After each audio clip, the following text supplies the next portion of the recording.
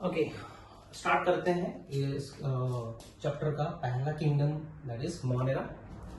Monera kingdom बहुत ही पुराना group है ऑर्गेनिजम्स का, ठीक है। इसके अंदर मोनेरा ग्रुप के अंदर बहुत पुराने ऑर्गेनिज्म रिसाइड करते हैं, है ना।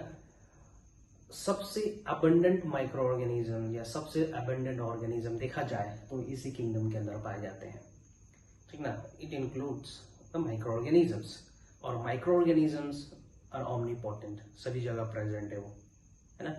प्रिमिटिव ऑर्गेनिज्म है, पृथ्वी पे सबसे पहले यही आए थे, ठीक है। अभी भी देखेंगे तो बोर्ड के आसपास प्रेजेंट होगा, हमारे इस पाम में प्रेजेंट है, ओके। आपके मोबाइल फोन के आसपास प्रेजेंट है, it is there in your mouth, in your earbud, जो ईयरफोन लगा के आप सुन पा रहे हो उसमें भी प्रेजेंट है, ठीक है। सो कुछ डिटेल्स देखते हैं हम मोनेरा के, ओके। दे आर प्रोकैरियोट सबसे पहले, और it is a group of prokaryote. Properties of monera are prokaryotic, prokaryotic organism, prokaryotic है ये। No nuclear membrane, nuclear membrane नहीं है इसके पास, nuclear membrane is absent, okay. So its genetic material is called what, क्या बोलेंगे? Its genetic material, come on tell me, its genetic material is known as genophore, come on tell me, genophore. और दूसरा नाम क्या होगा? Nucleoid, incipient nucleus,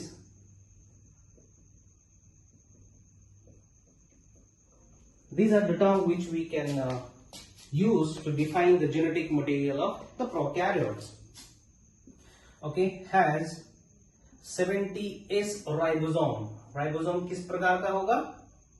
70s का होना है, okay। the genetic material is generally double stranded circular DNA, most important, the genetic material is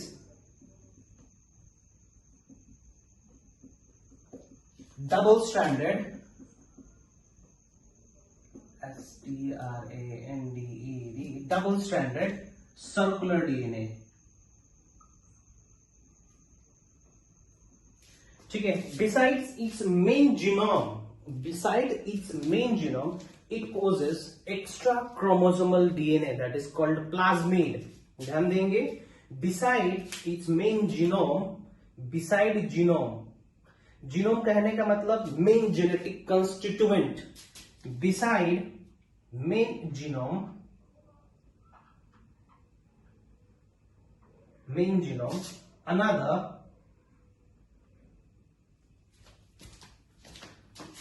closed circular double stranded, DS stands for double stranded DNA is present, known as, yes, known as what? हाँ, क्या बोलेंगे? Yes, that is plasmid, plasmid, not plastid, okay। Some other features: cell wall is made up of, cell wall is made up of, किस चीज से बना होगा?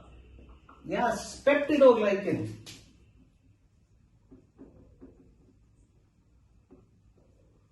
and peptidoglycan has the constituent of sugar and amino acid, ठीक है। Peptidoglycan का structure हम बताएंगे बायोमोलिक्यूल वाली चैप्टर में।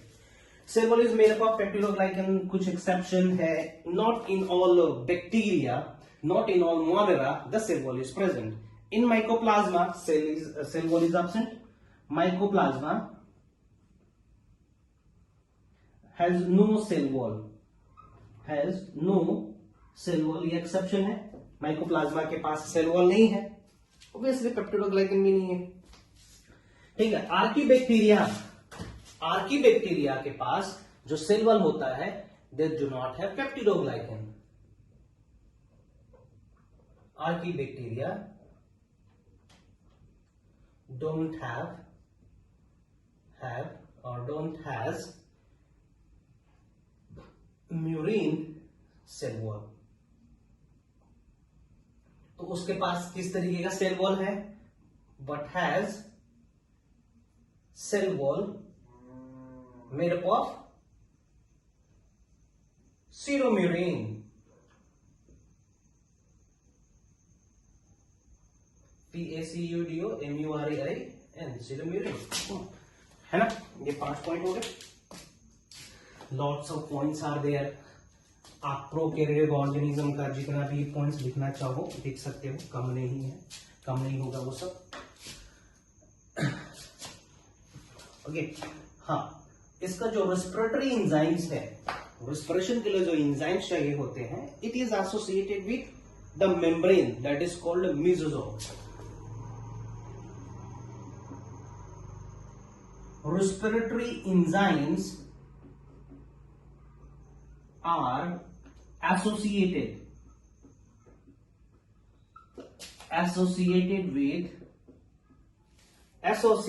with mesosome. Okay, mesosome is what? The inward extension of the plasma membrane, that is called mesosome. है? So next जो देखते हैं,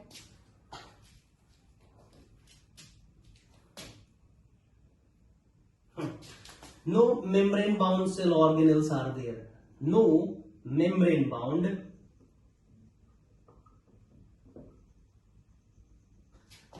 bound cell organelles are present. ठीक है, membrane bound cell organelles like Golgi body, है ना, Golgi body इसके पास नहीं है। ओके, गोल्गी बॉडी नहीं है, एंडोप्लाज्मिक रेटिकुलम नहीं है इसके पास, है ना। Next, it is autotrophic as well as heterotrophic, है ना। ये ऑटोट्रॉफ्स भी है और हेट्रोट्रॉफ्स भी है। And reproduce mostly asexually. Mostly क्या, सिर्फ asexual reproduction ही होता है इसमें। The 8th point is follows autotrophic and heterotrophic mode of nutrition. Heterotrophic mode of nutrition. Then autotrophic and heterotrophic, तो ज्यादातर क्या होता है, ज्यादातर ये हेट्रोट्रॉप्स होते हैं। ठीक है, हेट्रोट्रॉप्स में 3 कैटेगरी होता है, पैरासिटिक, सेप्रोफिटिक, सिम्बायोटिक, तीनों पढ़ेंगे। ऑटोट्रॉफिक में photoautotrophic and chemoautotrophic, that we will deal in detail in the next section. 9th, reproduction कैसे होगा जी? Reproduction is asexual type. ठीक ना, तो ये सब प्रॉपर्टी आप याद रखोगे। ठीक है, याद रखने का तरीका बताते हैं। कोई भी चीज आपको याद करना होता है या पढ़ना होता है ना, तो सबसे पहले आप मन में क्वेश्चन लाओ कि हम ये पढ़ क्यों रहे। जितने भी ये सब शब्द है ना, what, why, when, where, how, ये सब पूछो अपने आप से, जवाब देने की कोशिश करो ना, तब अपने आप ये सब याद हो जाएगा। एक हम पढ़ाई कर रहे हैं मोनेरा ग्रुप का इसलिए ताकि बहुत सारे माइक्रो ऑर्गेनिज्म हमारे लिए यूजफुल होते हैं, बहुत सारे माइक्रो ऑर्गेनिज्म हमारे लिए हार्मफुल होते हैं। तो हार्मफुल माइक्रोब्स के बारे में जानेंगे तभी तो उससे लड़ने के लिए, उसको खत्म करने के लिए दवा भी ढूंढ सकते हैं, और जो हेल्पफुल है उसका मैक्सिमम से मैक्सिमम मदद ले सकते हैं हम लोग। इसलिए हम पढ़ाई कर रहे हैं इस ग्रुप के बारे में। In the uses section I will say what are the uses of this micro organism. Listen one thing, this earth can not be devoid of microbes.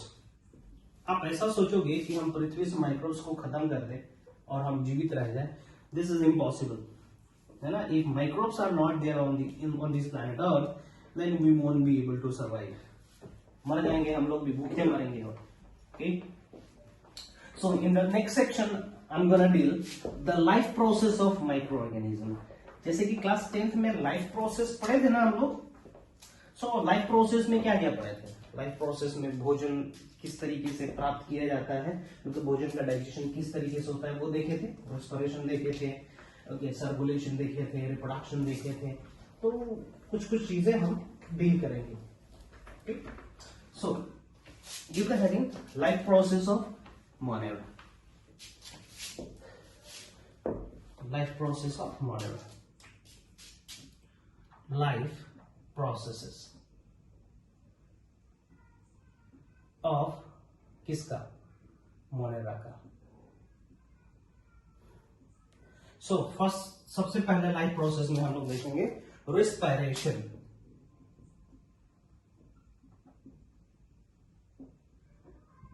Now who can say the word respiration means, respiration कहने का मतलब process follow करना to break down the complex food into simpler one to yield energy, that is called respiration. एक line में खत्म करना होगा तो क्या बोलेंगे, क्या लिखेंगे, oxidation of complex food to obtain energy, this is respiration. Finish. Now on the basis of utilization of oxygen and not utilization of oxygen, I can categorize this Monera into several groups.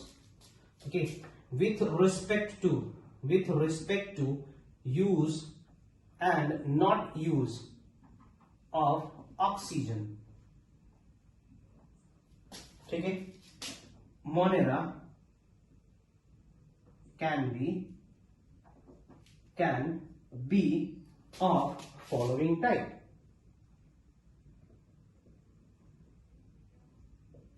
Okay, I'm writing the A type.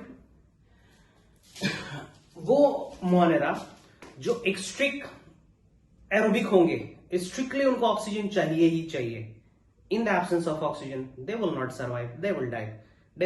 Such monerons are called, or such respiration are called as strict or obligate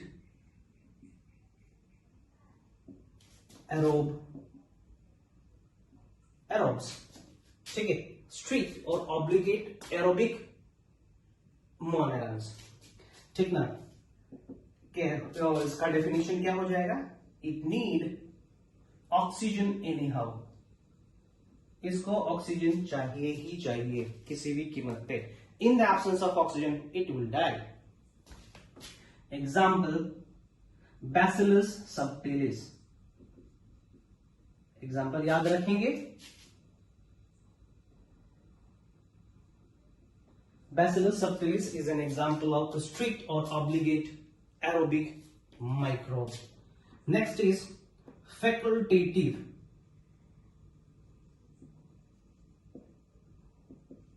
Come on, if somebody is aerobic, लेकिन उसको oxygen मिलना बंद हो गया, फिर भी जीवित है बिना ऑक्सीजन के भी, तो जो बिना ऑक्सीजन के जीवित होता है उसको क्या कहेंगे, एनारोबिक कहेंगे।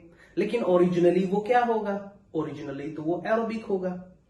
सो ओरिजिनली एरोबिक होंगे लेकिन ऑक्सीजन नहीं मिल रहा है तो वो एनारोबिक कंडीशन में भी जीवित रह सकते हैं। सच टाइप ऑफ, ठीक ना, वो चेंज कर पा रहे हैं, सच टाइप ऑफ माइक्रोब्स, ठीक है, are said to follow facultative aerobic type of respiration, anaerobic type of respiration. उसको क्या बोलेंगे, फैकल्टेटिव एनएरोब्स। ध्यान देंगे, NAAROBES, ठीक है, हम फैकल्टेटिव एनारोब्स बोल रहे हैं, एरोब नहीं बोल रहे हैं, ध्यान देंगे, फैकल्टेटिव एनारोब। कहने का मतलब ये तो है एरोबिक एक्चुअली, लेकिन ऑक्सीजन ना मिलने पर ये एनारोबिक रेस्पिरेशन भी फॉलो कर सकता है। मतलब कहने का मतलब ये फैकल्टेटिव एनारोब्स है, ठीक ना। Originally aerobic but can survive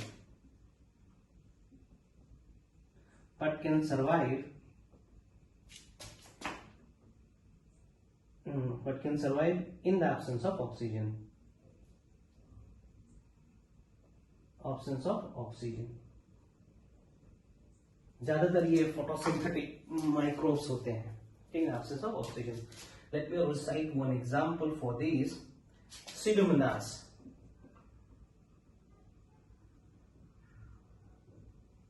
Pseudomonas is the example for this. Okay. Next हम बोल रहे हैं. Next I'm writing. C. Strict or obligate anaerobe. Strict or obligate anaerobe. Come on, tell me, इसका definition क्या हो जाएगा? Obviously, it is a group of that Monera which can survive in the absence of oxygen. ठीक ना? It do not need oxygen. Need oxygen. इसको oxygen नहीं चाहिए. और ऐसा नहीं है कि इसको ऑक्सीजन देंगे तो मर जाएगा या फिर उसका इस्तेमाल करना शुरू कर देगा. शुरू कर सकता है, ठीक है, लेकिन ऐसा नहीं है कि ऑक्सीजन देंगे तो ये मर जाएगा. Originally it do not need oxygen. Such microbes is called strict और obligate anaerobe. Let me recite one example. ठीक है, clostridium. Clostridium बोtulinum.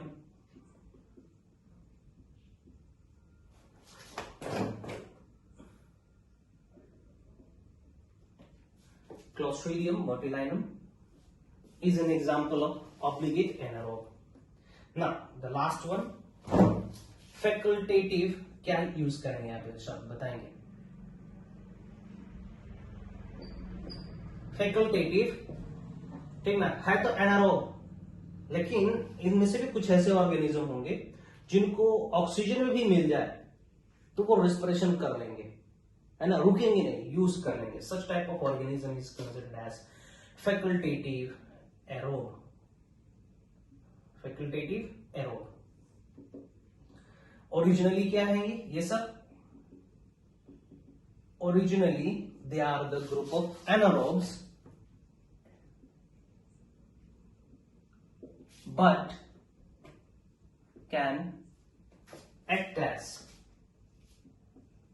aerobes. Okay, it can act as aerobe.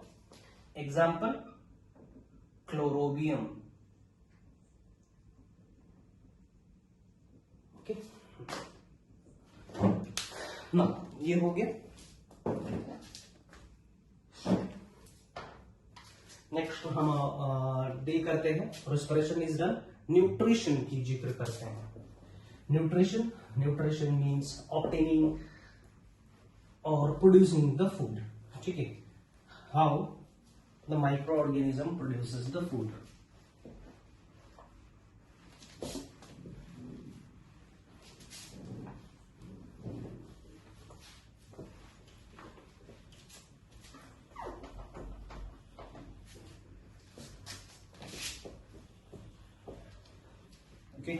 Write down, लिख लेंगे यहां पे.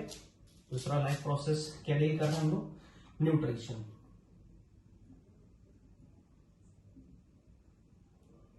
ठीक है, nutrition means how it prepares food. भोजन कैसे बनाते हैं? C6H12O6 या फिर ऑर्गेनिक फूड कैसे बनाते हैं. ओके, ये हम जानेंगे. सी, माइक्रोब्स को कैटेगराइज करा गया है 2-3 ग्रुप में. वो ग्रुप का हम अभी नाम जिक्र कर रहे हैं यहाँ पे. Micro organism is categorize into autotrophs and heterotrophs. Yes, किसमें? ऑटोट्रॉप्स में और हेटेरोट्रॉप्स में. ध्यान से सुनेंगे ये क्लासिफिकेशन. माइक्रोब्स को कैटेगराइज करा गया है autotrophs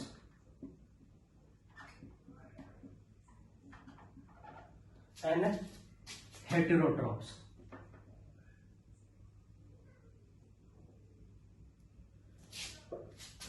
okay, autotrophs. Yes, auto means what? Self ना, who can prepare their food by itself, ठीक ना। हेट्रो कहने का मतलब depending upon other for food, इसका डेफिनेशन आपको पता है, depending upon other for food. Autotrophs भी दो प्रकार के होते हैं, ओके। एक चीज हम बताना चाहेंगे, आप बचपन से फोटोसिंथेसिस पढ़ते आ रहे हो ना। फोटोसिंथेसिस का इक्वेशन होता कैसे है? CO2 रहता है, वाटर रहता है ना। आप क्या बना देते हो? C6H12O6, आपने ग्लूकोज बना दिया, ठीक है ना। Basic reaction for photosynthesis. What the dialogues gone actually behind that, है ना। होता क्या है, this water actually donates its hydrogen ion and electrons. ये डिटेल स्टडी आप लोग करोगे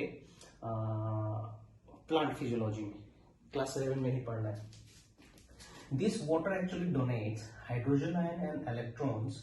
हाइड्रोजन आयन और इलेक्ट्रॉन्स का इस्तेमाल करके एक्चुअली में बनता है NADPH2, ओके, रिड्यूसिंग पावर है, and ATP।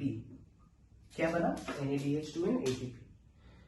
This CO2 reacts with this and forms the glucose, है ना। So, okay, और इस H2O को तोड़ने में मदद करता है सनलाइट। किसने मदद किया? सनलाइट ने किया। So, यहाँ पे जो फोटोसिंथेसिस हो रहा है उसको हम लोग बोलेंगे उसको, हाँ, और इसके दौरान there is release of oxygen also ना, ऑक्सीजन भी रिलीज होता है इसके दौरान। सो इस प्रकार के रिएक्शन को हम लोग बोलते हैं फोटोसिंथेसिस, और उस ऑर्गेनिज्म को बोलेंगे फोटोट्रॉप्स।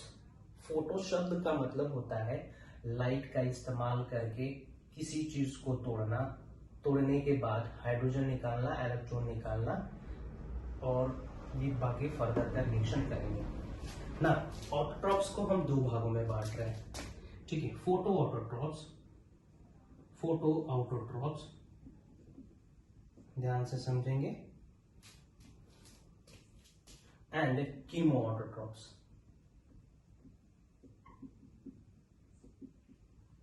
Photo autotrophs and chemo autotrophs, ठीक है। फोटो कहने का मतलब क्या हो जाएगा? फोटो यहां पे कहने का अर्थ है light energy, light energy.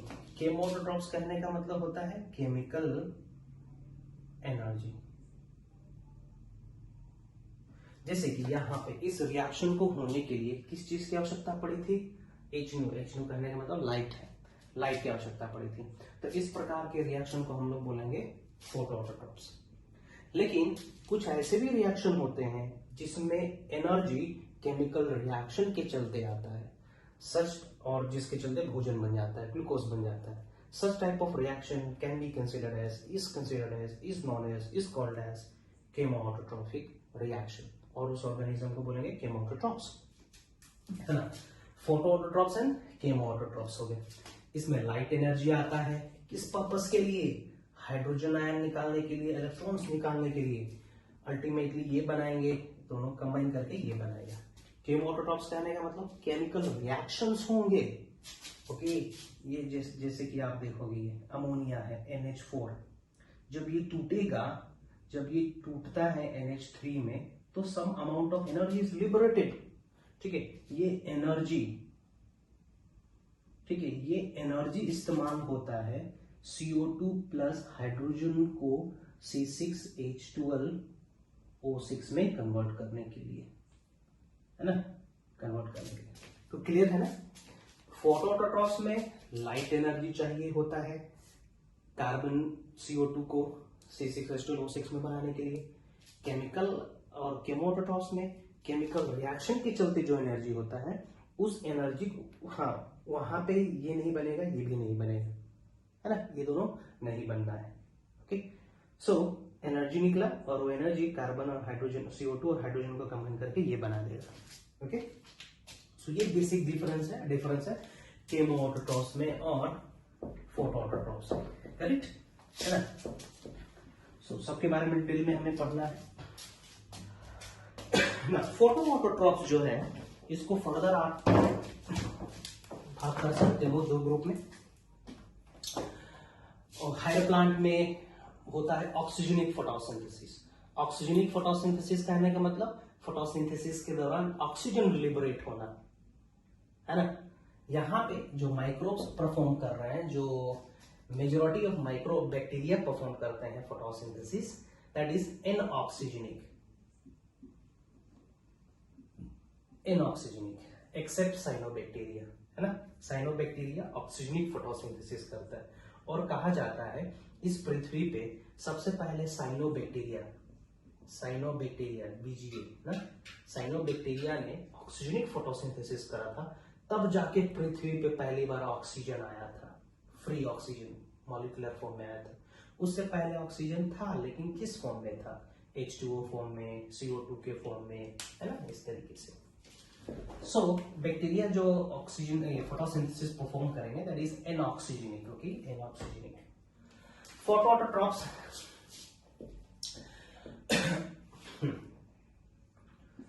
two types of bacteria exist, or bacteria perform this, ठीक ना। दो प्रकार के बैक्टीरिया फोटोऑटोट्रॉप्स फॉलो करते हैं।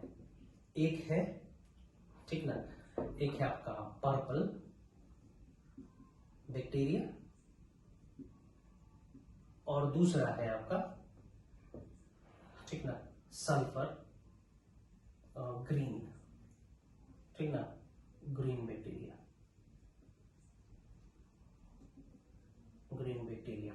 Purple bacteria and green bacteria. Now, purple bacteria contains one pigment that is called bacteriopurpurin, ठीक ना। पिगमेंट इसके पास, पिगमेंट जो लाइट को हार्वेस्ट करेगा, ठीक है, दैट इज कॉल्ड bacteriopurpurin।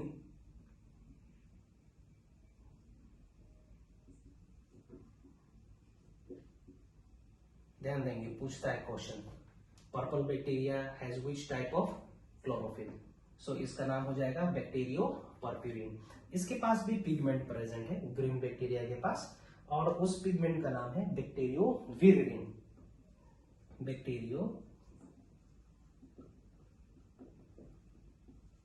ठीक ना। ये है क्या?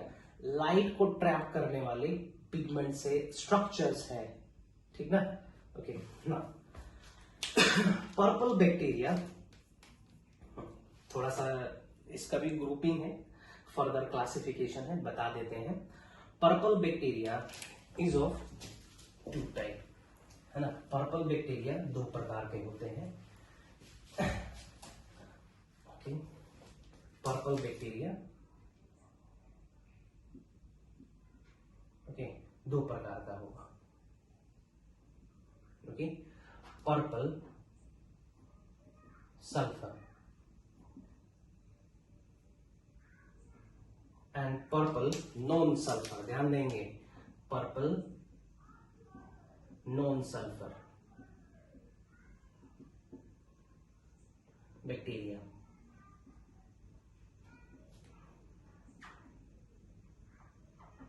क्लासिफिकेशन करते चलेंगे आप लोग, purple non sulphur bacteria, sulphur bacteria.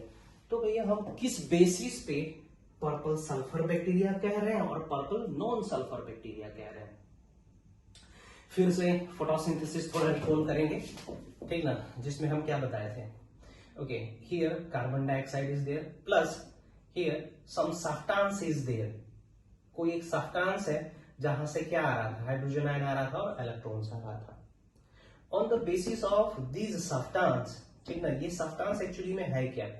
क्या ये H2S है? क्या ये एल्केन एल्कीन अल्काइंस है? Alkane alkene, alkyne, these are aliphatic hydrocarbon, aliphatic hydrocarbon, ठीक है, aliphatic hydrocarbon, alkane, alkene, alkyne आप लोग पढ़े होंगे ऑर्गेनिक केमिस्ट्री में। सो पर्पल सल्फर बैक्टीरिया कहने का मतलब, it is a group of that bacteria which uses organic H2S to obtain hydrogen atom and electron, ठीक ना। uses क्या लिखेंगे? uses H2S यूज करेंगे, है ना। हाइड्रोजन H2 भी यूज कर सकते हैं, H2 भी यूज कर सकते हैं, है ना। खास करके H2S ही यूज करते हैं। यूजेस H2S, इसमें हम लिखेंगे inorganic, INORGANIC, inorganic substance. Okay, to obtain what? To obtain hydrogen ion and electrons. और आगे की ओर प्रोसेस क्या हो जाएगा, यहाँ पे क्या बनेगा, यहाँ पे बनेगा NADH, NADPH नहीं है, सर NADPH2 नहीं बनता है, यहाँ पे बनता है NADH2। ध्यान देंगे, क्वेश्चन आता है, यहाँ पे NADPH2 नहीं बनेगा, NADH2 बनेगा। NADPH2 प्लांट में बनता है। Okay, so uses H2S for what purpose? Hydrogen ion को निकालने के लिए और इलेक्ट्रॉन को। और हाइड्रोजन आयन और इलेक्ट्रॉन क्या करेंगे? They will participate in the formation of NADH2 and ATP, और यही ATP NADH2 कार्बन के साथ मिलके बना लेगा C6H12O6।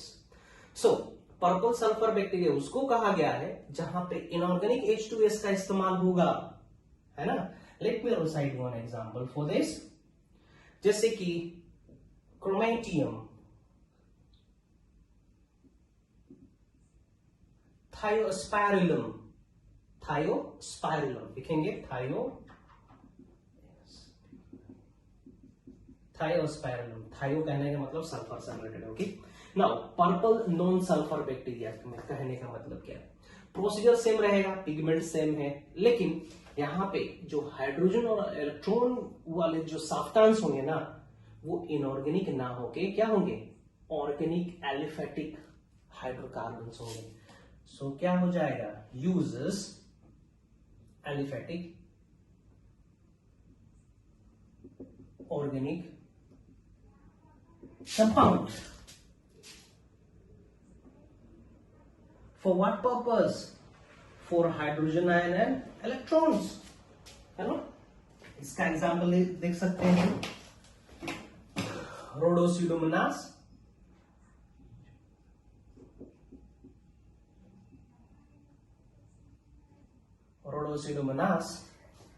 ठीक है, रोडोस्पाइरुलम,